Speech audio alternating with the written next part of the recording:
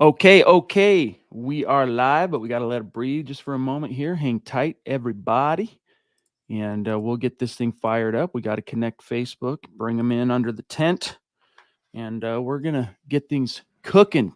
Really excited to talk with you. I've missed you. Welcome in, everybody. It's the Mile High Huddle podcast. I'm your host, Chad Jensen. With me, my fellow football priest. You know him, you love him, Zack Kelberman. Zack, we have a lot to talk about tonight, including some head-to-heads, the latest, what we've heard about Sean Payton, Vic Fangio, player debriefings. It's going to be a gas. But first thing I think every Broncos fan probably needs to know to open the show is, what is the latest update with all-pro safety Justin Simmons, who did not practice yesterday? What's going on with him? Here we are Thursday. There's one more practice, then they hit the road. Unfortunately, he was DNP for 2 days in a row. It's looking fairly unlikely he'll be able to go on Sunday. I mean, like you said, we'll have to monitor how tomorrow goes, but unless he's a full participant or at the very least limited, it's looking like it might be Delaren Turner-Yell and Kareem Jackson starting at safety, with Caden Stearns done for the year, PJ Locke still on IR, and who are they facing, Chad? They're going to Miami and taking on the league's best offense in total yards per game, the league's best offense in passing yards per game, led by Tyreek Hill, who could put realistically about 200 yards up on this Broncos secondary on Sunday, unfortunately.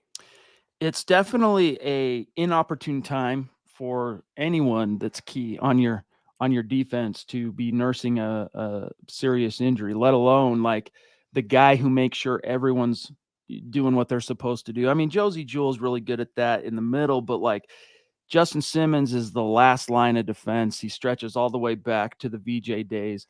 Josie did a little bit. He was a rookie in VJ's last year and played a little bit, but it's not quite the same. And then, of course, it's what he brings to the table. You and I, we get critical, tongue in cheek when it comes to Justin Simmons at times. We like to joke that he's almost Simmons, but let's tell it like it is. Like, if you're going to even have a chance to compete with the Miami Dolphins on the road as an 0-2 team that is just really slumping and trying to figure out what the heck is going on, you need Justin Simmons, and especially against, as you said, this high-powered offense. Like, I shudder to think without Justin Simmons, no Caden Stearns, Kareem Jackson tiptoeing on eggshells, not wanting to get like E6 from the NFL.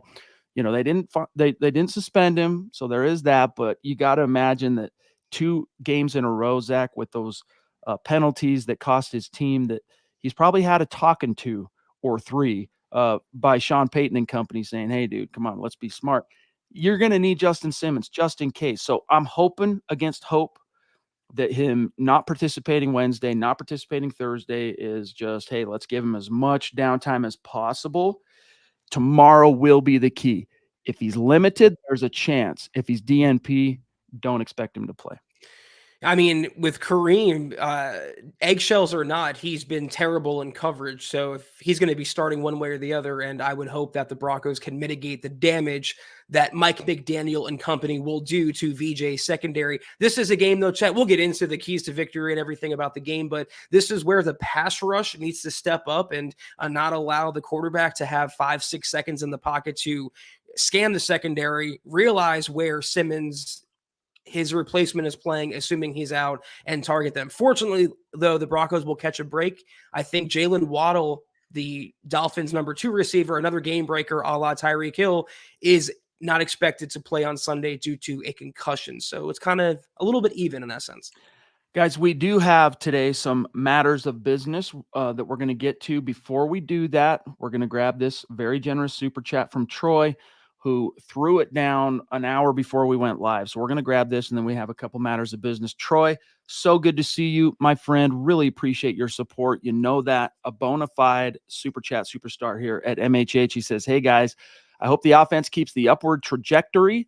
I hope the defense makes big plays, especially Zach Allen, Randy Gregory, and Nick Bonito. And I hope we get to see," that's right, Riley Moss play a bit better produce this year, better product this year, even if the same results so far.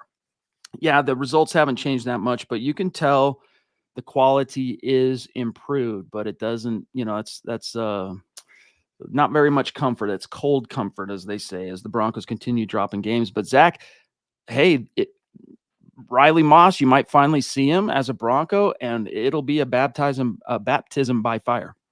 Yeah, and there was some discourse around Riley Moss about him maybe playing some safety for the Broncos in addition to cornerback. He has that flexibility. So you wonder if Simmons is inactive on Sunday, could Riley Moss make his debut and make it at safety and not cornerback? But I agree with what Troy is saying here.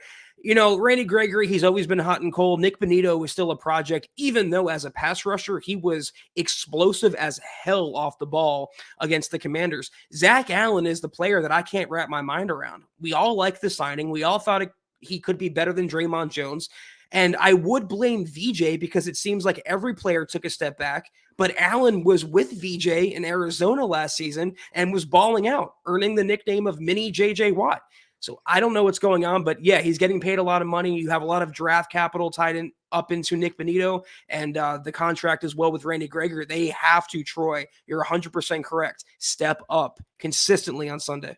One thing that was cool to see from Bonito, I mean, obviously the production, you're going, wow, this is what the Broncos, we're starting to catch the vision of what the Broncos were seeing when they used a second-round pick on him.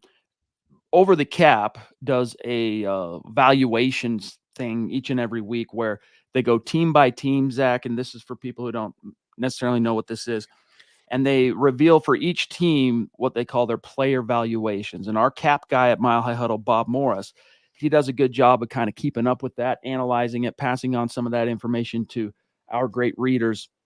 And one of the takeaways, one of the interesting aspects this week is that and it's basically coming out of each game, it's based on how a player performs, what level financially that's at. So, for example, even though Nick Bonito, Zach, is making relative peanuts when it comes to the top pass rushers in the NFL as a second-year former second-round pick, the level that he produced at in that one game against Washington was like a player worth $17 million, right? A player that garners a contract worth $17 million. Now, it was one game. We got to see how much he can carry that forward and et cetera. But very interesting to see how big of an impact one player like that, Zach, especially a guy with whom the Broncos have invested resources and not just the draft pick, but the coaching and all the time into developing this cat, to start seeing a return on that is really, really, really encouraging for the Broncos. Yeah, VJ set the bar pretty high when he said this is the best edge rushing unit he's ever been a part of, and they haven't performed to task. You will see a Randy Gregory sack every now and then. You'll see a Jonathan Cooper sack every now and then, but nothing consistent. So Nick Bonito, if he wants to earn some goodwill back in Broncos country, VJ, if it's even possible at this point, he has to get one of these guys consistently working. He looked, when I rewatched the game highlights of the Commanders and Broncos, when I saw that Bonito sack, I literally gasped out loud as to how fast he got off the ball. That is the second round pick the Broncos thought they were getting. And maybe that coaching, like you mentioned with Jamar Cain, the pass rushing specialist, is starting to pay off.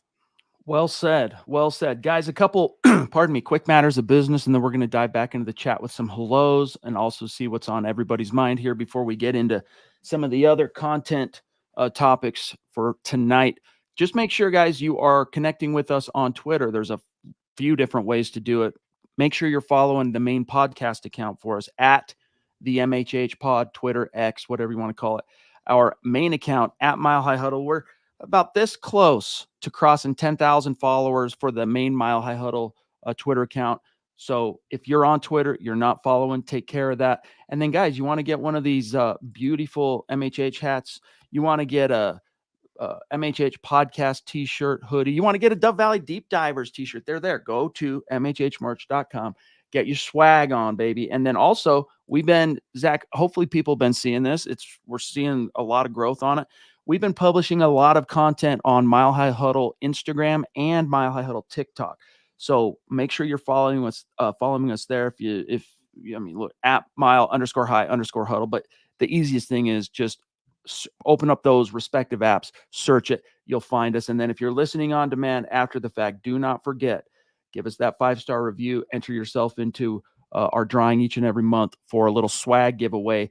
And guys, while you're here, it's looking like a little bit of a quiet night as far as, Broncos fans, Zach. They're a little bit disconcerted. I think they don't know what to make of what's happening, and some of the excitement and much of the energy is kind of diminished. But if you're with us and you're on Facebook or YouTube, if you're with us, guys, take the extra second, like the video. We need you to do that. It helps us out so much. All right, let's grab this from the Lady D. Holy smokes, jumping in from the top rope, Zach. Wow, Deanna thank you so much. Hendry in the house, and in almost exactly a month from now, we're going to be seeing the Lady D in the flesh, which will be for the first time. So we are very much looking forward to that at the MHH meet and greet, October 22nd. That's week 7. Deanna, love you. Thank you. She says, hey guys, hope you have a great week. I hope the Broncos improve. We need a win. See you at the meet and greet. Yes, indeed. It's going to be dope. The Broncos need a win.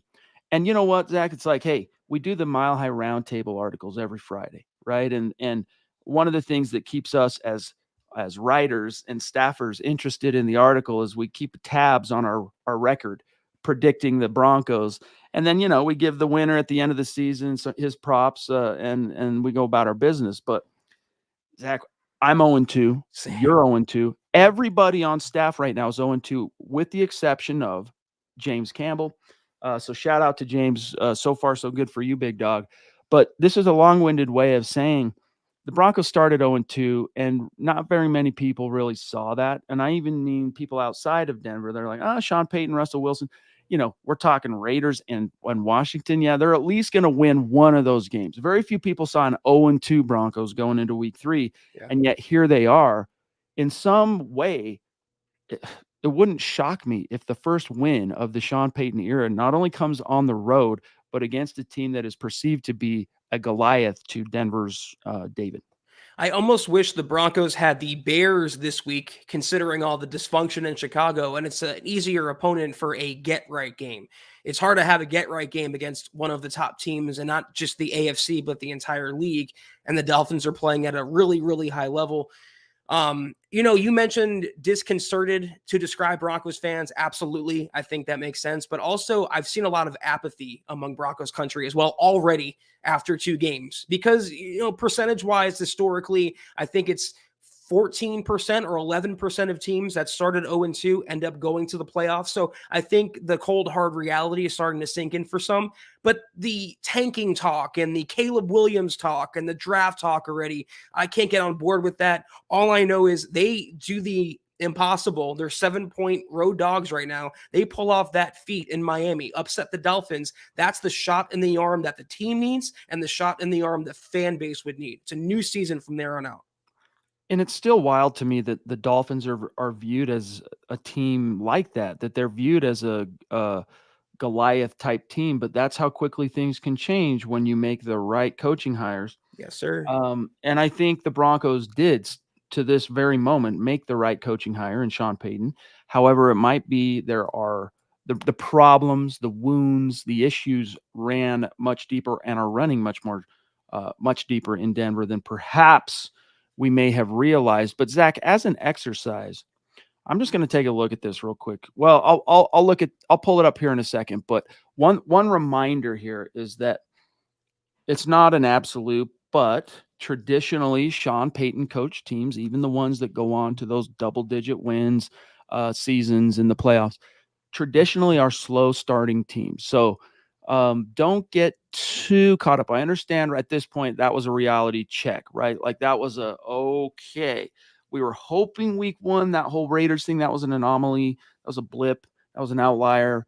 But then we lost a game in which we were leading 21-3 and halfway through the second quarter. Ooh, I don't know. I can't get too much higher on this horse. I gotta pump the brakes. I gotta rein it in a little bit. I totally understand that, but don't discount that history, because the past is, after all, Zach, the best predictor of the future. Yeah, and it was a brutally tough loss against the Commanders. We all know that. Big defensive letdown. The offense kind of went stagnant in the second half, and the Broncos again snatched defeat from the jaws of victory. But if I could read some stats to you about where the Broncos offense is at through 2 games. This is important. This is not subjective. This is objective. This is raw data. They rank first, the Broncos offense does, in points per possession and touchdown drive percentage, 7th in total DVOA, 7th in success rate, and 8th in EPA per play. Now, Russell Wilson ranks 2nd in touchdown passes with 5. He had his first 300-yard passing game since week 1 of the 2022 season. He ranks 3rd in CPOE, 4th in quarterback passer rating, 6th in EPA per play, and 10th in success rate. So if one of the goals of the season was to turn around Russell Wilson and get that Seattle Russ back, well, the Broncos record might not reflect it, and that's what is sucky about it, but Russell Wilson's coming back, and the Sean Payton offense is for real. So that's something we should all take comfort in. For sure. It sounds cliche even now as I'm about to say it, but one of the things you guys heard me say many times leading up to the start of the season was that the Broncos are going to go as far as the quarterback can take them, as far as Russell Wilson can take them. And so if Sean Payton makes good on all that QB guru reputation, then it probably means the Broncos are going to do well this year. And I still hold to that. But Zach, we may have, and I'll speak for myself, I may have slept too much on the Vance Joseph hire being a grievous error. Not just a hey, there were better options. What do you think? But like, really, what were you thinking? That could be. It's still early. We can't, but we got to paint the same strokes that we are the offense, and just like, hey, it could turn around. We got to keep it balanced in that sense. But I got to tell you, Zach, of all the optimistic aspects of my thinking, there isn't much remaining relative to Vance Joseph's wherewithal as a coach. We agree on a lot. 99% of things. I think it's part of the reason why it makes the podcast flow so well. But that was the 1% that we disagreed on, because I absolutely despise the rehiring of Vance Joseph. X's are X's for a reason. And of all the people that you could have pulled from that pool, you have Rex Ryan in there. You had other names, including a Giro Evero, who probably would have been gone anyway. How did you settle on VJ? How did you look at his body of work and his tenures in Miami, Denver, Arizona, and think to yourself, let's make this guy the head coach of the defense and let me step away completely? Chad, I made the same point to Scott the other night.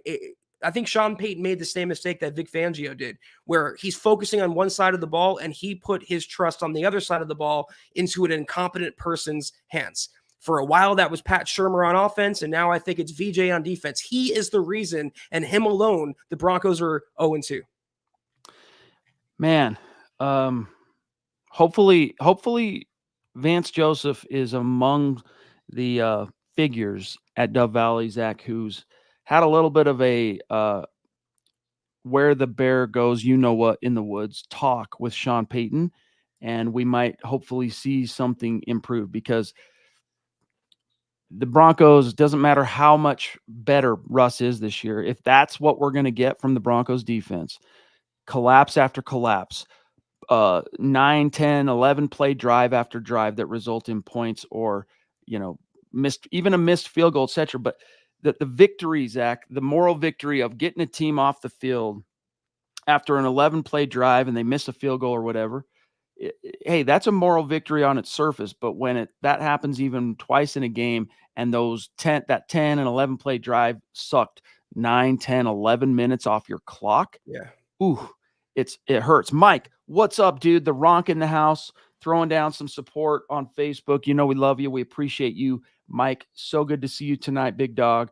And I know also we don't have Scott with us this evening, so we're kind of winging it. If we're a little bit slow getting to some of the Facebook stars and comments, please forgive us, but we will get to you.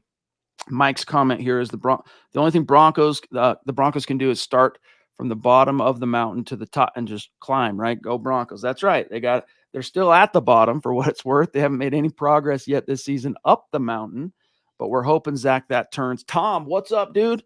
So good to see you. Thank you for the super. He says, every Monday I've lost all hope in the Broncos, and then by Friday I can't help but believe and love my Broncos. Maybe this Monday will be different. No, that's the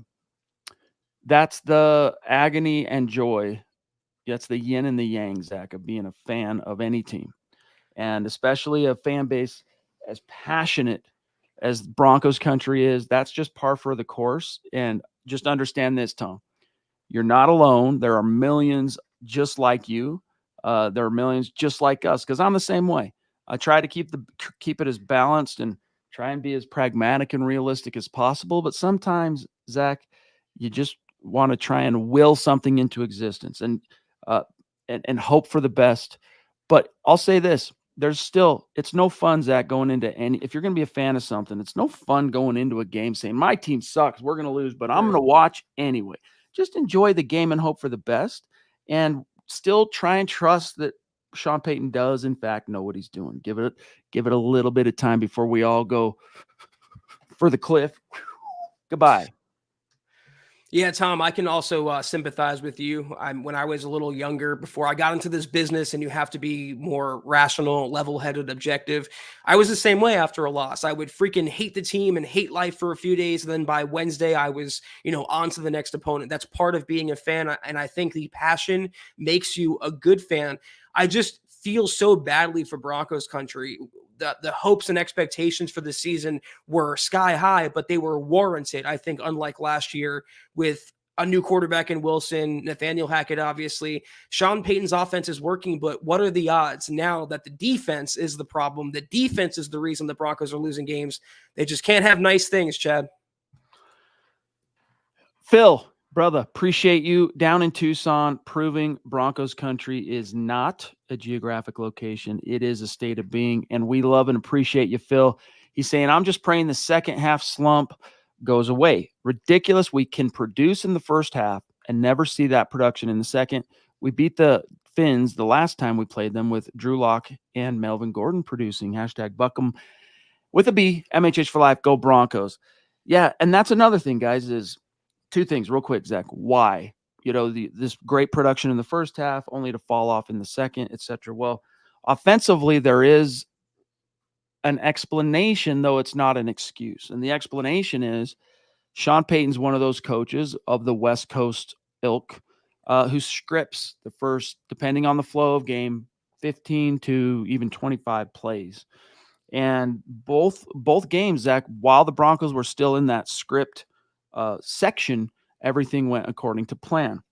And then as the game matriculates, you get farther in, and now the script is in the books, and you got to go off script. Then you rely on what? You rely on the feel, the knack, the experience, the perception of your coaching staff to make in-game adjustments and continue to kind of keep the ball moving forward.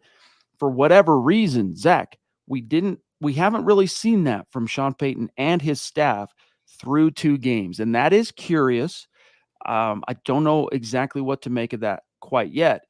Defensively, though, I don't really understand it, because that's another reason why teams have been able to get back into these things in the second half is the defense plays well. They're not on a script. They're going off what they're seeing, okay, on a play-by-play basis and the game plan, but it's not exactly scripted. What's the excuse for the defense literally just like laying down in the second half? That I don't get. See, what I've seen, though, for the Broncos, they have made adjustments in game, even on defense. But what I don't see is adjustments to the adjustments. I don't see adjustments being made when the opponent counters. Like, for example, in the second half last Sunday against Washington, Eric Bieniemy, who completely took VJ behind the woodshed, I mean, totally outclassed him as a coach. What did he do to counter some of the rush that was getting there? He would throw a lot of screens. And obviously, he was familiar with the Broncos, the defensive personnel from his time in KC, but he adjusted to VJ's adjustments, and VJ didn't have anything after that. So the Broncos also have to learn how to overcome adversity. We can talk about the defense, but the entire team was completely deflated. Like you take a hot needle and put it into a balloon after that Russell Wilson fumble. Nothing was the same after that. And I've been saying this on this podcast with you, Chad, for many years now. Unfortunately, the Broncos are a team that when they get hit in the mouth or something goes wrong for them, even the slightest little detour off the plan, they can't recover from that. It throws them off, they spiral, and they lose a heartbreaker like we saw in week 2. And Sean Payton, hey, did they go into a shell or whatever? He was like, what are you talking about? This is football. Things happen in the game. that have the potential, I'm paraphrasing here, to swing momentum one way or another. It's incumbent upon us as players and coaches of football to not make a mountain out of a molehill. And that's what the Broncos allowed themselves to do. Very well said, Zach. Last week, after the fumble, eyes cast down to the dirt, that here we go again look on everybody's face. We felt it. Anyone watching that game, you felt it. And maybe because it's some of you, our own, our own bias, our own insecurities and fears popping up. But if we have it as fans, we're not the ones out there, blood, sweat, and tears. I mean, we say that, right? Like, hey, I bleed for my team. And so I'm not trying to minimize that, but like, we're not the ones out there in charge of making this thing happen and paying the price and sacrificing and all that. If we feel it, got to assume these guys do too. So how do you overcome those thoughts? Because there's a good phrase that I hold to. I apologize. I don't know who the originator of this is, and that is that thoughts, Zach, are like birds.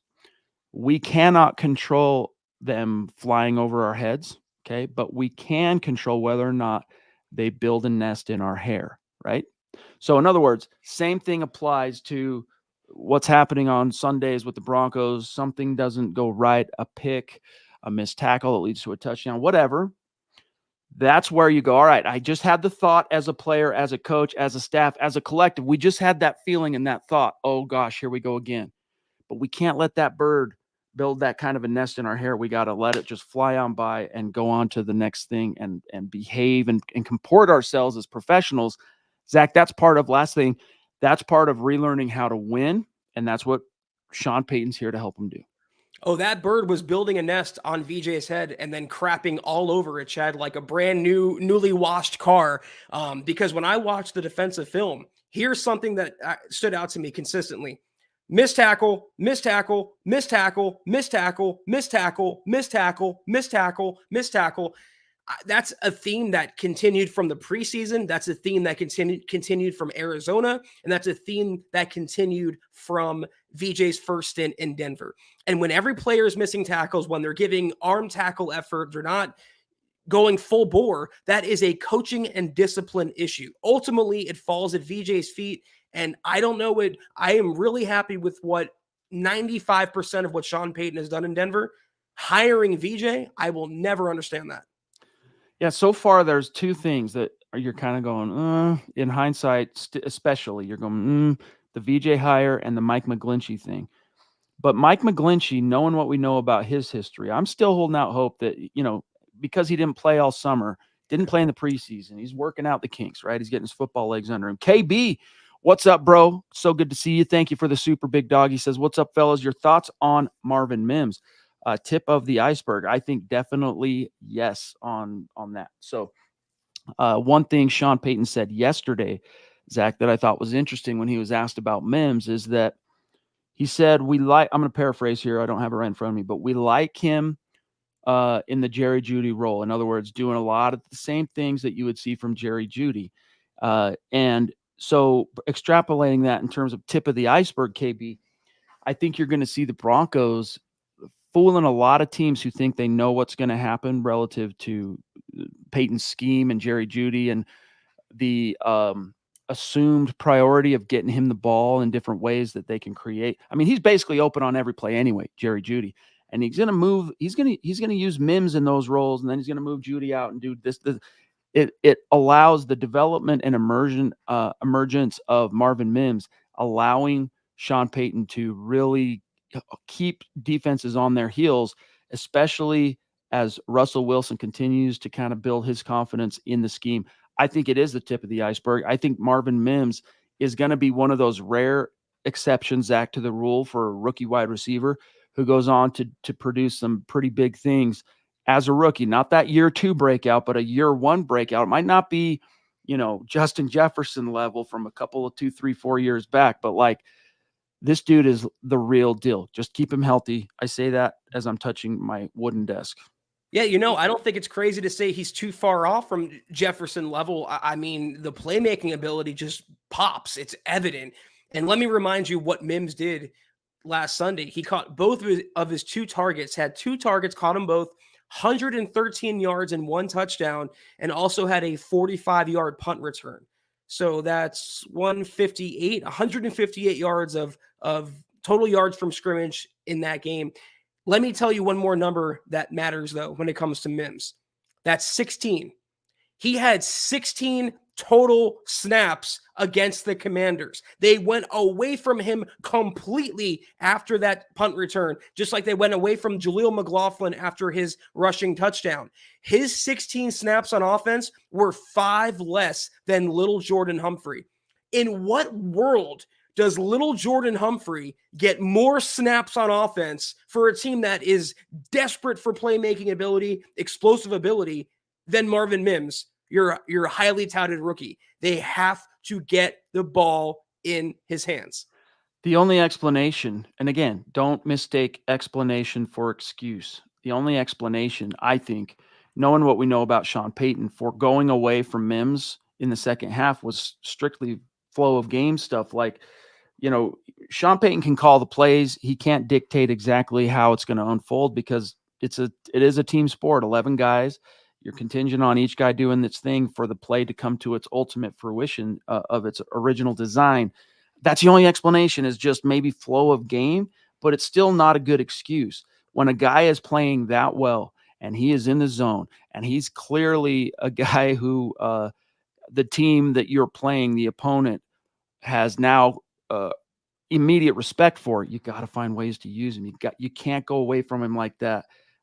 That's not something you would have expected, Zach. I would have expected to see from a Sean Payton offense, for what it's worth. All right, let me grab this. KB, you're a prince, dude. Love you, big dog. Colby, the Triple C in the house on Facebook, throwing down stars. Appreciate you, big dog. So good to see you. He says there's a few ways we can salvage this season. Split the division games, etc. It all starts this week. 2-1 is a heck of a lot different. He means 1-2 is a heck of a lot different than 0-3, for sure. For sure. The problem is this is a tough opponent, and it's on the road. And Zach, it's an East Coast game, and it's the very first road game of the Sean Payton era. So there's so many factors going against the Broncos, which is, again, why it will not surprise me if they find a way to win this game. Like, I'm not necessarily predicting that. I'm just saying, like, that's the wacky arithmetic that, to me right now, would actually make some sense. It's also going to feel like 100 degrees down there in South Florida, and the Broncos just are not conditioned to play in that type of environment. Historically, they've not been good in Miami. Remember the 2017 Adam Gase revenge game against the Dolphins? They blew out VJ, the onside kick. I think it was Jay Cutler starting that game as well for the Dolphins, so that was good times. But the point here is true, because if you can find a way to somehow upset Miami, you're taking on Chicago the following week. And then the Jets after that. The Jets are not the same team they were with Aaron Rodgers, especially now with Hackett. By the way, Jets fans took all of 2 games to start turning on Hackett. I've read a lot of criticism. That's neither here nor there. If you can find a way to beat the Dolphins, get to 1-2, you have the Bears and the Jets after that. After 5 weeks, you could be 3-2. And if you're 3-2, it's a whole new season. All the possibilities of yester week are back on the table. The playoffs, wild card, winning record, so on and so forth. So it really does the season start and end in Miami on Sunday. The Broncos have to find a way, dig deep, some of that intestinal fortitude, testicular fortitude, and upset the Miami freaking Dolphins. Jelly, thank you for the super chat. How is Riley Moss? Do you think it gets so bad that he starts? I don't think he's going to start, no. I mean, it wouldn't shock me, but I don't expect him, Zach, necessarily to start. But this, I think, is the game. I mean, Fabian Moreau cost the Broncos big time in that second half, especially. Damari Mathis, we already know, is like walking the razor's edge. It could go either way in terms of how his season ultimately resolves. Like, do you find a way to make a couple of plays, build back that confidence, and then you never look back? Or do you continue to allow things to happen to a point where you lose all confidence and the coaches have to sit you down? I hope that's not how it unfolds. But either way, the Broncos realize hard. I mean, Fabian Moreau, they're going, all right, he's a veteran. Riley Moss is a rookie third round. I'm talking last week. Riley Moss is a rookie third rounder, hasn't played at all because of his core muscle surgery. Yeah, he was a full go in practice, but we're going to go ahead and we're going to err on the side of the veteran thing because we think he needs a little. You can't afford to err on the side of anything right now other than who gives us right now the best chance to wage war successfully against Tua and this Mike McDaniel Miami Dolphins offense. Riley Moss gives you a chance. Jaquan McMillian gives you a chance. Fabian Moreau, I'm sorry. I'm not utilizing you unless like it's DEFCON 5. I've lost everybody else and all of the chips are down. Otherwise, you're on special teams. That's it. So I do expect, Zach, in other words, long-winded way of saying I do expect to see for Broncos fans to finally get a good look at Riley Moss, the third-round pick this year. Yeah, I think by the end of the season, there's a possibility that Moss could be starting. For now, I think he'll be the primary backup at cornerback, and he'll definitely get some playing time. But they'd be smart to work him in slowly, not put too much on his plate, even with the secondary as shallow as it is. But I think on Sunday, let's say Damari Mathis continues to get roasted. Tyreek Hill has 200 yards. At that point, I think they would take Mathis out and put Riley Moss in, see what he can do. Hopefully he can grow into the long-term number 2 if it's not going to be Mathis. They need a dog. Not only do they need a guy who is good, all right, but they need guys with that dog mindset and mentality. Yeah. And that is definitely something Riley Moss brings to the table. Brad, what's up, dude? Thank you for that super chat. Much love and respect. Really helping us keep the lights on here at MHH. Connect with us on Twitter, X, whatever you want to call it. That's where we keep the conversation going.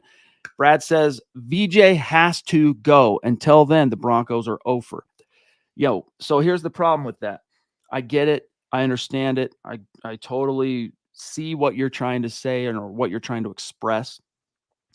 Problem is, NFL teams don't fire brand new coordinators 3 games in, 2 games in, 4 games in. I mean, there's probably a few exceptions that prove the rules, Zach, but most coaches in the league get the season. They get the season with very few exceptions, especially guys who are in their first. And I know this isn't Vance Joseph's first time as a coach of the Broncos, but it is as a defensive coordinator. I feel you. He's not going to go, though. So now what? Like Vance or Sean Payton kind of made his bed with VJ. Exactly. So now what do you do? Because it's not working out, and you got to figure out why it's not working out. You got to solve for the problems.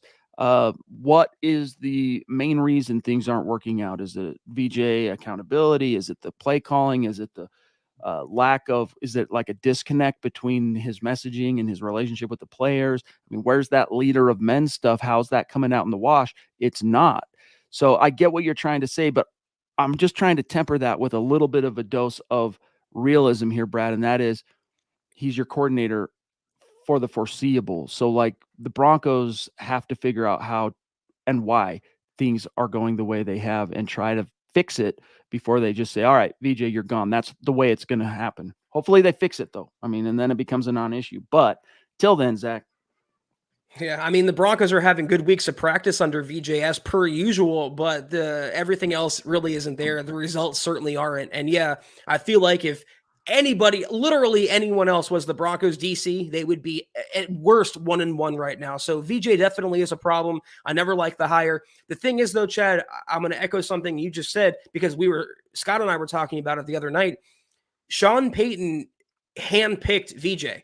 And if he were to fire him prematurely before midseason or sometime around there, it would reflect directly on him. And we all know Sean Payton's ego is massive. He wouldn't want the backlash from that because it's an indictment on his ability to pick an assistant. So VJ could be scapegoated. I think if the defense continues at its current rate, he'll be let go at the end of the year. Hopefully Christian Parker would be ready to go, but I think he will get the season because it's a Sean Payton hire. That is one of the reasons why teams don't typically fire a coach, especially a coordinator, during their first year in that respective role is face saving. And that is definitely a factor. I'm not saying it's the only, but it is a factor. This is what VJ said today about correcting the defensive mistakes. Real quick, I think it's worth discussing. Quote, overall, it's not all bad football. It's our second week. There are going to be some ups and downs from a schematic perspective, but I thought there was some good stuff in both games. Obviously, not winning the game puts a light on all of it. Penalties are huge right now. That's hurting us on defense and keeps drives alive. We are playing a lot of snaps because of penalties. We have to coach our way out of penalties. I will do a better job of coaching the penalties out Yeah, and getting those things right. sure. Even in the first game against the Raiders, every drive they scored on, there was a penalty involved. Last week, from the second quarter on, every score they had a third down conversion on a penalty or a screen. Those things are correctable. I'm not worried about that. There is enough good football on tape that I can see it. It's week 2. There's a long way to go. So I'm not discouraged at all. Closed quote. Your thoughts, Zach? Is he blaming the players here, or is he blaming the referees for throwing the flag? It doesn't really add up to much accountability from VJ. He said, I guess, all the right things, but very shallow response. And it's a believe it when you see it with him. Because if this was a first time occasion incident with VJ, I could understand cutting him some slack. But this is who he's been over the course of his NFL coaching career. Mediocre at absolute best. A lot of Broncos fans had amnesia when he came back. I never did. George, thank you, big dog. He says, thank you for the support on Facebook. He says, guys, who's the leader on the field? No one is trying to get everyone up when we have a bad play. Bronx for life, MHH for life. Thanks, guys. That's a really good question. And this is something that, I typically get a phone call from my old man, Mr. Mark Jensen, shout out, after a Bronco game, whether it's a win or a loss. I mean, obviously the last several years, it's been more losing and commiseration type phone calls. But, hey, in our conversation, I'm trying to explain to him kind of my thoughts and what I see. And one of the things they said was, Russell Wilson played really well in the first half. When things did start to turn, where was that veteran leadership, that wherewithal to say, come on, guys, snap out of it. What are we doing? We've been stomping these guys. Let's go. Eye on the prize. We're the Broncos. We're at home. Forget about it. Even though I'm the one that fumbled the ball, I got to find a way to lead these guys. And same thing goes for defense. I think Justin Simmons, this was an article, Zach, that Tom Hall published in the immediate aftermath of week 2, which is, nobody, that's an absolute, very few players on this roster have experienced a winning season in the NFL. And so because guys like Justin Simmons don't know what that looks like, even though they're leaders on the team, and even great young guys like Patrick Surtain, because they've never experienced it in the league, that's half the reason why basically the Broncos are struggling, is because the players, no one here has ever won a ball game, which I understand the sentiment, but it's not exactly true. And especially when the most prominent player on your team, Zach, is a 9-time Pro Bowler, now in his 12th year, has been to the playoffs in 8 of his 11 seasons. That dude's done a lot of winning. That dude's seen a lot of playoff games. That dude has actually won it all. So I understand what he's trying to say, and I think it does speak more, Zach, to the idea of Broncos just as an institution, as a collective, have simply forgotten how to win and the little things. All right. And that's something Sean Payton's trying to retrain them on, right? He's trying to break all this poor and bad thought patterns and behaviors and different things. And it might take a little bit more time than Broncos fans were hoping it would, because everyone's been so impatient after 7 years of missing the playoffs. I think in the case of Russ, it's another no-win situation because all the hoopla was about the Broncos not getting the playoff fast enough, and Russ being known. I read this in a recent story. It was another slanderous attack at him. Russ being known to give speeches in the huddle and to pump up his teammates while the play clock is ticking down. So he tried to be a leader then. He's getting criticized for it. Now he's not speaking up enough. He's getting criticized for it. I will say, though, and we've said this on this podcast for years, a team takes on the complexion or the complexity, whatever personality of their coaches. And, VJ speaks for itself. He looks completely lost out there, a la Nathaniel Hackett. But Sean Payton, I'm a little disappointed with, because he's a little too stoic for my liking. When Cortland Sutton was being mugged on that 2-point conversion, I had shades of Vic Fangio standing there with his arms crossed. I mean, Sean wasn't crossing his arms, but there was no emotion, at least on the outside. And stop. That we'll see Vic on Sunday too. But I'd like to see a little more fire, not just out of the players, but the coaching staff, because it has to come from somewhere, and they're not getting enough of it. All right, I'm going to grab this from Tyler and then Lady D and the Duchess, and then we got to rapid fire and get to our head-to-heads. Tyler, got to run the ball. Thank you, by the way, for the support on Facebook, Big Dog. He says, you got to run the ball and utilize the play-action game similar to week 1. If we don't turn it over, we will have a chance. And week 2, for what it's worth, Tyler, a lot of those big strike plays that we saw early on that allowed the Broncos to build up a head of steam were built off of play action. So amen on that, and a very astute observation. The Lady D says it with a very, very top rope super chat. Thank you, Deanna. She says, VJ got the job because he's friends with the coach. Not going to happen, but he needs to be fired again, and you hire Rex or Wade Phillips. This is why we're 0-2. It's funny you bring that up, Lady D, because, Zach, you had the article for us, was it yesterday or the day before? You know, sometimes these game weeks, they run together for me. But Rex Ryan kind of clowning the Broncos defense, definitely throwing shade on VJ. I think, you know, he's generally a pretty salty dude. Doesn't matter what the topic is, whether he has skin in that game or not. But he seemed like there was maybe a little additional salt in this particular wound because Sean Payton went with VJ, and it sounds like Rex Ryan was a lot more amenable to the idea of coming back to the league and coaching. You know, because there is that connection too. His brother Rob worked as DC for Payton for a lot of years. I mean, they go back, the Ryans do with Sean Payton. So I thought it was interesting. Rex Ryan was basically, you know, saying through his, you know, reading between the lines and his body language, you picked the wrong cat, Sean. Yeah, I say to his rant, tell me the lie. Find me the lack of truth in what he was saying there. You can't do it. He was exonerating Sean Payton and Russell Wilson, saying the marriage was in fact working. He's one of the very few in the national media, or at least at ESPN, that would actually have the cashews to speak up and defend Russell Wilson. He referenced the Broncos' points per possession, and he was talking about when he interviewed for the job earlier this offseason, he looked at the talent level and said, this should be the #1 defense in the NFL. And he goes, I don't know what the hell they're doing now. And he goes, if somebody had taken the job, it might not be this way. And I agree with him. If Rex Ryan was the Broncos DC, they would be 2-0 right now.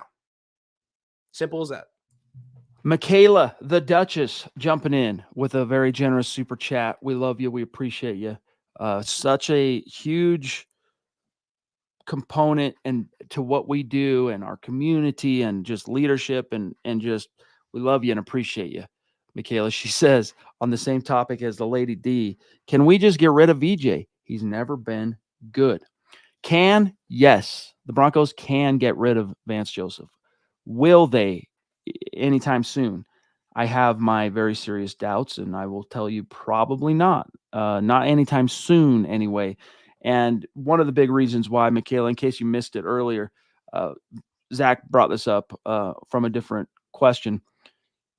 Sean Payton's got to save some face, and he's the one that kind of went against convention and kind of invited Zach the controversy of hiring a guy who wasn't that long ago was in his job as head coach of the Denver Broncos. So to already cut bait would not reflect well on Sean Payton. So he's going to try and put lipstick on that pig, so to speak, and figure out how to, fix it before such a drastic move in Sean Payton's eyes is made. At the end of the day, though, it's still a pig. And, it's the old expression, pigs get slaughtered, hogs get slaughtered, whatever. That's what the Broncos defense is having done to them on a weekly basis. It's so obvious, Michaela, and thank you so much for your generosity, as always. It's so obvious that he was the wrong choice. So many people were skeptical at first, and I think those doubters were justified as early as week 1. But before that, even in the preseason, Chad, the red flags were there. We focused on the Broncos O-line getting beat by the defense in practice, but the lack of tackling, lack of discipline, teams going down the field on them in crunch time, that was all evident in exhibition play, and it's just carried over into the regular season. Hopefully it can turn around, but he'll never be good because he's never been good. Michaela, real quick side note, that thing you and I were last DMing about on Twitter. I have something for you when we meet up, when we see you in October. So a little something, something. So um, it'll be dope though. KB with number 2 tonight. Any updates on Baron Browning? Zach, I haven't heard anything. What have you heard? The last few days have been a little off for me. As you guys know, I wasn't here Sunday or Monday night. So I kind of been getting back into the swing of things, but I haven't heard anything update-wise on Baron Browning. The last thing I heard was what George Payton said about Browning before the season started. And apparently he's had a schedule. He had knee surgery. That's what landed him on short-term IR. He's out until week 5. He can come back week 5 at the earliest. And from what George Payton said, he will indeed be activated. And you know what? Even if he's not 100% or needs some time to get back into football shape, they could use his pass rushing prowess off the edge. Most definitely. I mean, it was a nice step forward last week, Zach. I mean, we saw Randy Gregory producing in streaks. We saw Jonathan Cooper and Nick Bonito. Still waiting for Zach Allen to make a dent, like a bona fide dent. But that's the problem with individually, anyway, with pass rushers is usually comes in bunches and often tends to be streaky. Yeah. But you hope to offset that with a balanced attack in terms of, hey, if Nick Bonito's kind of having a less productive day, that's all right because it's being offset by a more consistent day from Jonathan Cooper and so on and so forth. What you can't have is we're doing well in the first half and then we forget how to play football as a collective in the second half. And that was the problem. Brad says, thank you again, by the way, Brad, for number 2 tonight, Big Dog. He says, I guess what I'm trying to say is VJ, isn't it? My point is, if we put up 35 points a game and the defense can't hold the other team and they put up 36, we're and etc. Thanks for what y'all do. Fully. No, I get it. I get it. Nothing that you are saying right now is incorrect at all. Broncos could score all the points in the world, but it avails them not if they can't stop anybody's Zach. And they haven't proven to stop anyone, whether it's Jimmy Garoppolo in his first regular season start in Vegas or Sam Howell, a second-year quarterback making his first career road start. He looked like freaking Johnny Unitas in the pocket, just cool, calm, and collected. Wasn't perturbed or disturbed at all by the Broncos pass rush. And Eric Bieniemy just completely outclassed his counterpart, VJ, in that game. Phil says, give some credit to special teams, 2 for 2 on field goals last week. He's talking, and a nice return by Mims. Yes, indeed. It's very nice. It was encouraging, Zach, to see Will Lutz kind of rubber band back to what we expected to see from him. And then, of course, how nice is it to have a returner that is dynamic, that can actually affect the game, hold on to it, and actually affect field position. Like it's something the Broncos haven't had in a while. I'm rapid firing this one, and then we're going to get to some head-to-head. We'll see where the Broncos and how the Broncos measure up with the Dolphins. Woofy Malott, what's up, dude? Thank you. Good to see you. He says, bring in an interim defensive coach. Make it look like Vance Joseph is calling the plays to save face. 1 and 2. Hashtag 1 and 2. Denver Broncos for MHH salute. I get it. Hey, I'm not telling you I wouldn't be for that. I'm for that. In fact, this was something Eric Trickle, Zach, after the week 2 loss, but 5 things the Broncos can do to upgrade or fix the defense. One of them was either allow someone else to call the plays, whether that's, like you mentioned, Christian Parker. He did as well. He mentioned Marcus Dixon, the D-line coach, or bring in a guy kind of like they did with Jerry Rossberg last year, and don't, because it's not necessarily Sean Payton's style anyway to telegraph in the utmost detail what everybody's responsibility and role on the coaching staff or team is. So bring in a guy that can call plays. He's an assistant. What is he doing? What's he doing here? Media. Coach, what is this guy that you just hired doing? He's helping us on defense. Next question, and allow him to call plays. It's a possibility. It's an option the Broncos could exercise, Zach. But again, what's the realistic chance that it happens? I wouldn't like it. Quite honestly, it brings back bad memories of the Hackett arrangement by having Jerry Rossberg and the coach-to-coach coaches. I forgot his name already, thank God. Too many cooks in the kitchen by that point. If you want to really make a statement and make a practical, impactful change, remove VJ from play calling duties and give those to Christian Parker. Christian Parker has been in the accelerator program. He is going to be a DC at some point based on the arc of his career. Why not get a jump on it and make him the permanent DC in Denver, or at least see if he can do it? That's where I would go. All right, we're gonna do some head-to-head here. Let me try and blow this up. So come on, why does that thing always it picks its days where it tries to like be in the screen and not go away? Let me try refreshing this real quick, guys. Hang on 1 second. I hope no, go away. No. How small is that? I'm on the other screen, Zach. Oh, It's a little small. It went away. Let me see what happens right here. Nope. Okay, one last thing. Hold on, guys. Sorry, no producer today. Hold on 1 second. I'm going to try this again. I might not be able to tonight get it any bigger than that. Let me see. Pause.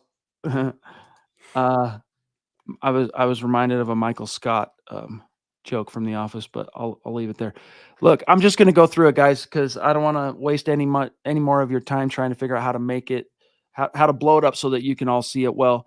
But here's, yeah, you might have to squint. So for those of you watching live right now, of course, you're just going to have to roll with the punches. So here's how things stand. The Broncos, of course, 0-2, Dolphins 2-0.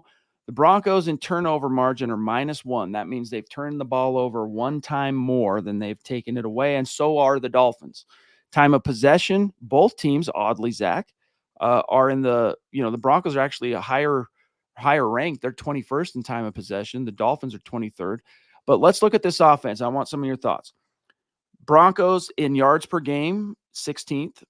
Dolphins, as you touched on early in our stream, first, averaging 463 yards per game, dude. Yards per play, though, Dolphins first, Broncos top 10. All right, 7th. Points per game, the Dolphins are averaging 30 a game. And through 2 games, again, 2 games, but still, they're averaging 30, which ties them for 3rd. The Broncos are averaging 24.5, which ties them for 15th this early in the season. A number like that, though, if you were to sustain it through the season, finishing with 24.5 points per game as an average, Zach, would probably put you somewhere just inside the top 15, or maybe even top 10 as an offense. But look, net passing, Zach, the Dolphins are first. The Broncos are 12th. Greenish, they've only allowed 1 sack, have the Dolphins. Meanwhile, Broncos have allowed 9, which ties them for 28th. And then last 2 key stats here. The Dolphins are not some like crazy force of nature on 3rd down. They're ranked 13th in the red zone. They're also tied for the 13th ranking. So there is some hope there for the Broncos' reeling defense. Meanwhile, on offense, the Broncos are the 16th best team on 3rd down and tied for 18th in the red zone. So some of your insights, Zach, from offense head-to-heads here. I mean, I'm going to give a pretty macro opinion on this matchup by the numbers.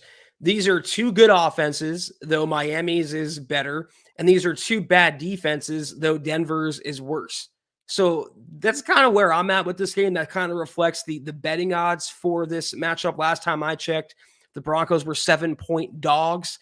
If they can just stymie that offense a little bit, and the Broncos on offense can continue to do what they were doing, put together touchdown drives, have some killer instinct, get your playmakers involved, and don't take your foot off the gas. Don't wither at the first mistake. They'll have a shot. But if the defense plays like they did anywhere near like we saw against the Commanders, Miami could put up 50 in this game, Chad. I'm not even exaggerating. I did figure the controls suddenly started to work. It wasn't working earlier, but now it's working. So I'm able to blow it up somewhat here. Hopefully that helps. But yeah, this is a game that if this defense does not come ready to with its lunch pail and ready to kind of silence some doubters and play with its hair on fire, this is a team that can put up points in a freaking hurry. Let's look at the defense, though. All right. This is where things start to take on a little bit more optimistic hue for your Denver Broncos. The Dolphins are currently a bottom 3rd defense in yards allowed. They are one of the worst teams against the run. They're relinquishing, Zach, 161 yards per game on the ground, which is 28th. Passing, they're middle of the pack. They're relinquishing 200 passing yards per game. They only have one interception, which the Broncos also only have one interception. They have one fumble recovery, though. So that gives them two takeaways on the season, middle of the pack. Broncos, no fumble recovery, so one takeaway only so far. But here's where they start to really separate from Denver is the Dolphins have 7 sacks this season through 2 games. That ties them for 8th, so it's a top 10 ranking. Broncos have 4, but that's encouraging here, Zach, because they had 0 in game 1, but they produced 4 in game 2. So that tells you at least, and that was what, basically one half. So that tells you what at least the defense is capable of if Vance Joseph can get these guys doing what they need to be doing on the reg. But last thing here on defense, 3rd down, again, Dolphins, literally 2 teams are worse than the Dolphins on 3rd down defensively. That's it. In the red zone, only 1 team is worse. They're allowing red zone drives, Zach, to score. You thought the Broncos were bad. The Dolphins are allowing teams to score when they reach the red zone 86% of the time. The Broncos, 71% of the time. Your thoughts? Again, it's 2 pretty bad defenses. Kind of ironic. It's VJ versus Vic Fangio. The Broncos offense will have their opportunities, and I think they'll put up some points. But the question is, will their own defense be able to contain Miami's offense? Will they make it a fair fight, or will they just roll over? And if they gave up 35 to Sam Howell and the Commanders, you can only shudder to think about what they might give up against Tua, Mike McDaniel, Tyreek Hill, and the Dolphins. And that was at home. So that's even. But look, here's one. Look, this isn't to make excuses for Vance Joseph. But look, if he and Sean Payton are able to clean up the discipline issues and the inopportune penalties, because it's not just that they're penalties, Zach, it's also when they've been happening. And Vance Joseph, if you guys remember from that quote, he said this. There was a penalty involved on every scoring drive of the Raiders. Last week, from the second quarter on, every Commander's scoring drive featured a 3rd down conversion with a penalty or a screen. So if they can clean up the penalties, this whole bottom of the league ranking of the Broncos find themselves in right now, that could change in a hurry, which could also impact the scoreboard, which then, Zach, obviously impacts the standings. Yeah,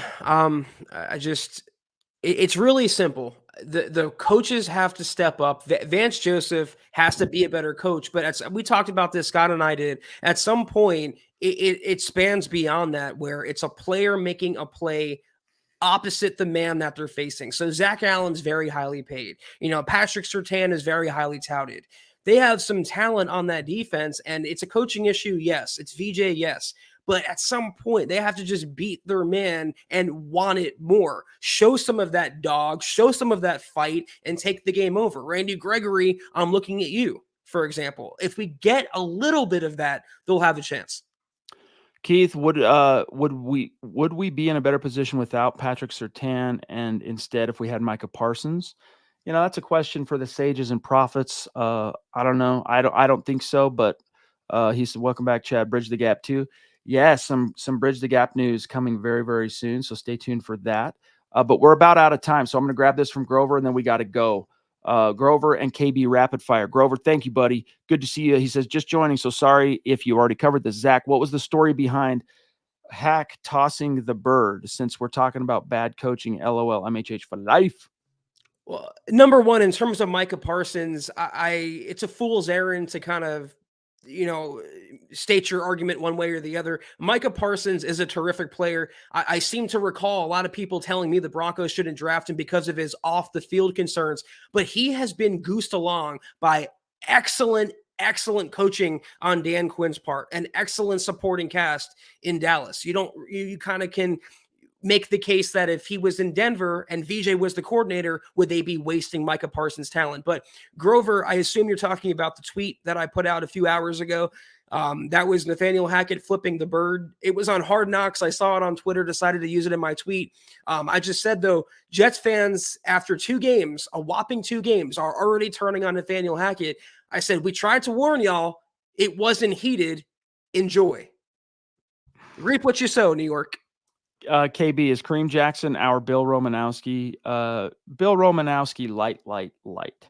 But yeah, if you're looking for that guy who's, the enforcer and not afraid to push the envelope, then absolutely he's that guy. Mike, I think we need to look at bringing in some safety help by the trade deadline. Yeah, it might be a necessity. Last thing here, and then we got a few messages and we're going to go. Mike, thank you, big dog. We love you, appreciate you, but we got a couple messages here, and then we're going to give some shout outs. That was another tremendous episode of the Mile High Huddle podcast. If you're not doing so, please follow us on Twitter at the MHH Pod. You can follow the main account, the mothership, at Mile High Huddle, Chad at Chad and Jensen, myself at Kelberman NFL, and Scott, our producer, at Scout Kennedy. If you guys want some merch, we're always rocking. You see Chad rocking right now. Check it out, mhhmerch.com, and get yo swag on. If you haven't already done so, please drop us a like at facebook.com/Mile High Huddle Pod. If you're on Instagram, you can follow us there at mile_high_huddle. And make sure you're leaving your football priest a 5-star review for a chance to win some of that merch each and every single month. But if anything, please, please, please subscribe, like, and share this video and every video you see on the MHH channel. It really helps us grow and reach more Broncos fans, just like you. Amen to that. So good to be back with you guys. I did miss you. Shout out, though, to these great Super Chat superstars and supporters tonight. Starting on Facebook, Phil McLaughlin, Colby C. Collier, Michael Ronquillo, Mike Reno, George Fox, Tyler, Ramey Hance. And then on YouTube, we've got the Duchess, Michaela Parker, the Lady D, Deanna Hendry, going off the top rope, Troy, Tom, KB, Jelly, Brad twice. Very cool to see. Woofy, Malat, Grover. Much love and respect to you guys. We'll see you for the gut reaction, Zach and I, on Sunday. It's going to be a gas. And don't forget, you've got some Legends of Mile High on the Bright. You got Dove Valley Deep Divers tomorrow night. You've got Orange and Blue View Saturday night. So plenty of content on the podcast, live streaming side of things coming down the pike here from MHH. Stay tuned for that. But we'll look forward to seeing you on Sunday. Yes, sir. Have a great weekend, all. We'll see you Sunday night. Take care. And as always, go Broncos.